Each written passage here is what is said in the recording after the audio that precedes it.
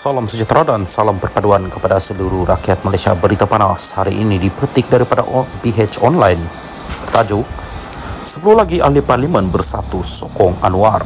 Berita penuh, seramai 10 lagi ahli parlimen bersatu dijangka memberi sokongan kepada Perdana Menteri Datuk Seri Anwar Ibrahim menjelang pembukaan sidang parlimen 26 Februari ini. Ahli Parlimen Bukit Gantang, Datuk Syed Abu Hussein Hafiz Syed Abdul Fasal mendakwa 5 ahli parlimen dari utara iaitu Kedah, Pulau Pinang dan Perak, 3 dari pantai timur iaitu Kelantan, Terengganu dan Pahang serta 2 lagi dari Selangor dan Melaka. Beliau berkata, keputusan itu dibuat ahli parlimen berkenaan kerana amat kecewa dengan parti tidak dihargai dan terjaga. Sehingga hari ini, bersatu tiada arah tuju yang jelas. Jarang mengajak ahli parlimennya berbincang bagaimana mahu mengekalkan kebajikan kawasan. Kewangan menjadi masalah yang besar. Jika parti tidak ambil perhatian, siapa lagi, katanya pada sidang media di sini hari ini. Pada 11 Disember lalu, Syed Abu Hussein mendakwa ada 7 atau 8 lagi ahli parlimen PN bakal menyatakan sokongan kepada Anwar, tetapi beliau enggan mendedahkan identiti mereka sama ada daripada PAS atau Bersatu. Setakat ini, 6 ahli parlimen Bersatu sudah menyatakan sokongan kepada Anwar iaitu Syed Abu Hussein, Zahari Kacik, Jeli, Muhammad Aziz Abu Naim, Gua Musang, Datuk Iskandar di Zulkarnain, Abdul Khalid Kuala Kangsar, Datuk Suhaili Abdul Rahman Labuan dan terbaru Datuk Dr. Zulkafli Hanafi Tanjung Karang.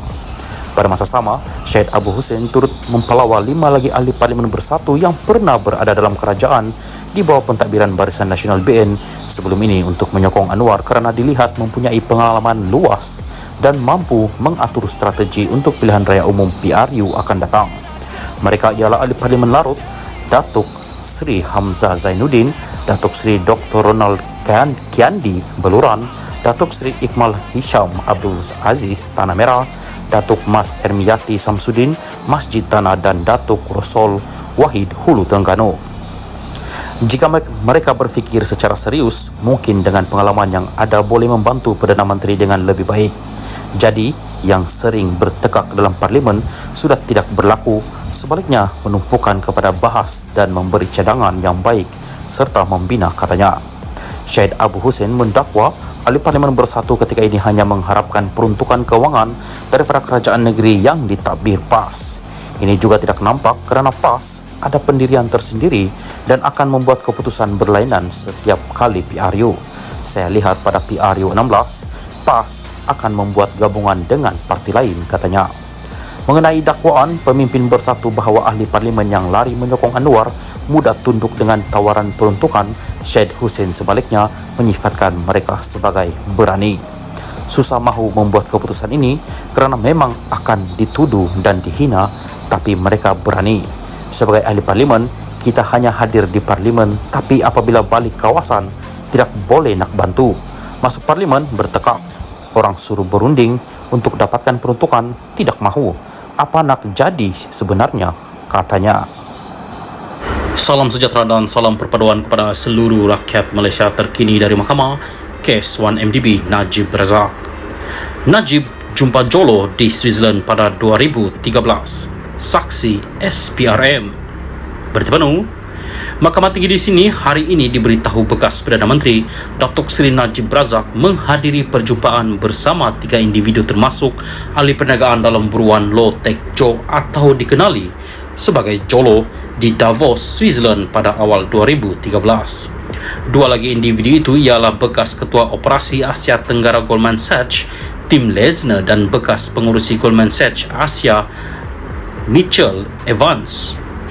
Penguasa Kanan Suruhanjaya Pencegahan Rasuah Malaysia SPRM Nur Aida Arifin 37 berkata Lesner mencadangkan supaya pengumpulan dana dibuat oleh One Malaysia Development Berhad 1MDB ada surat sokongan daripada Kerajaan Malaysia.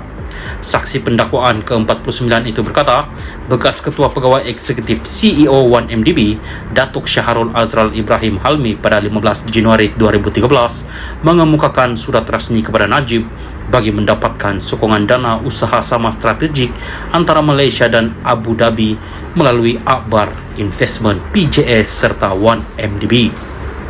Nur Aida yang juga penyiasat kes 1MDB berkata, surat itu juga bertujuan meminta pertimbangan Kementerian Kewangan bagi memberi sokongan terhadap pengumpulan dana yang akan dibuat. Oleh kerana pelaburan oleh Abar Investment PJS mendapat sokongan daripada International Petroleum Investment Company IPIC, maka dicadangkan pelaburan oleh 1MDB disokong oleh Kementerian Kewangan. Pada surat itu, Najib Yang Berbahagia Datuk Dr. Irwan, Ketua Setiausaha Perbendaharaan, ketika itu Tan Sri Mohd Irwan Sarigar Abdullah, sila uruskan perkara dengan segera. Kemudian Mohd Irwan dihubungi Datuk Azlin Alias yang ketika itu adalah Setiausaha Sulit kerana Najib untuk meminta supaya hal berkaitan disegerakan kerana kejayaan usaha sama bergantung kepada surat sokongan daripada Kementerian Kewangan, katanya. Najib 71 yang juga bekas Menteri Kewangan berdepan 4 pertuduhan menggunakan kedudukannya mendapatkan suapan berjumlah RM2.3 bilion daripada dana 1MDB dan 21 pertuduhan pengubahan wang haram membabitkan jumlah yang sama. Nur Aida berkata, pada peringkat awal cadangan usaha sama antara Malaysia dan Abu Dhabi, Goldman Sachs mencadangkan supaya kerajaan Malaysia menyediakan satu Letter of Comfort LOC sebagai satu bentuk jaminan kepada terbitan bond yang akan dibuat 1MDB. Sesulan itu, katanya Goldman Sachs mengemukakan draft LOC kepada 1MDB yang kemudian dirujuk kepada Kementerian Kewangan dan mendapatkan pandangan undang-undang. Bahagian Undang-Undang Kementerian Kewangan yang menelitinya menyatakan LOC itu bersifat satu bentuk jaminan yang memberikan contractual obligation atau kewajipan kontrak kepada kerajaan Malaysia.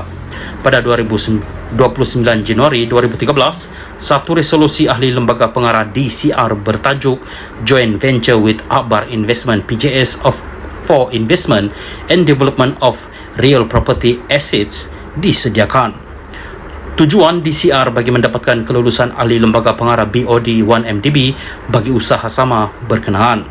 DCR diluluskan serta-merta oleh BOD 1MDB kerana ia dilampirkan bersama dua dokumen yang ditandatangani terlebih dahulu oleh Najib bertarikh 29 Januari 2013, katanya. Perbicaraan di hadapan Hakim Datuk Colin Lawrence Quera.